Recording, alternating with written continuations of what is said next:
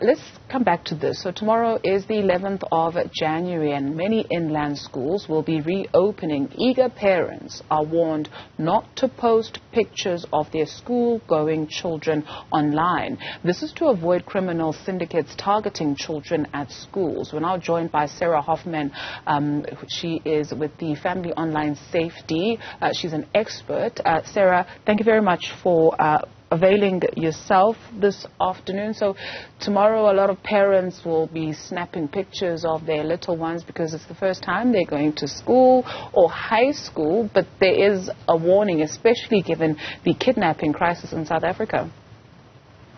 Thanks, Judy, and lovely to be here. And I think this really talks to a constant conflict parents in the digital age have. You know, children are an extension of ourselves.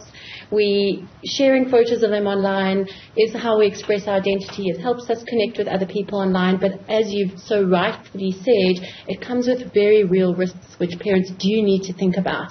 And I would say that probably the biggest things we need to think about are what this means for online predators, also in-person predators. You spoke about kidnappings in South Africa, which is a very real concern, as well as thinking about our children's digital footprint in the future. Speaking of your children's digital footprint in the future, today it's a cute little picture of your baby, but they become a meme and they trend and there's nothing you can do.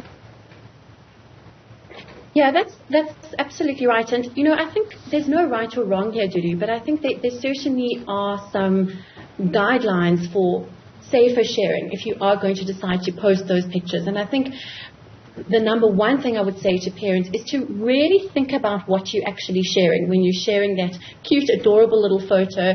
I know my little one's starting school tomorrow, and there really isn't anything cute as a parent, but we do have to think, what are we really sharing? Because things that we don't even think about, such as a school badge that gives away a lot of information. If the kids are in a boarding school, the background of the boarding school is a big giveaway. Maybe it's not the first day of school, maybe it's a happy birthday, and that's giving away their birth date. Things like that. Badges on school uniforms, tag bags, and so on. I think if you are going to share, we should always blur out the identity of the school, so we don't need to be giving away that information, as well as making sure that geotags showing the location of the school are not featured in the photograph that we share. The other thing I would really recommend parents to do, and it's just good digital hygiene in general, is to have a look at your privacy settings and have a look at who's actually following you, because this does give you a degree of control as to who can actually access these photos. You may have a private account. If you have a private account with 3,000 people, guaranteed you don't know all of those people, and you certainly don't need 3,000 people accessing photos of your children. And I think the last thing to really think about is, well, two last things actually. I think if you are going to be posting photographs of other people's children, it's just good etiquette to ask permission from other parents if they're okay with it. Some parents have very strict policies and don't post their children online at all. Others are not as strict, but just good practice to ask them.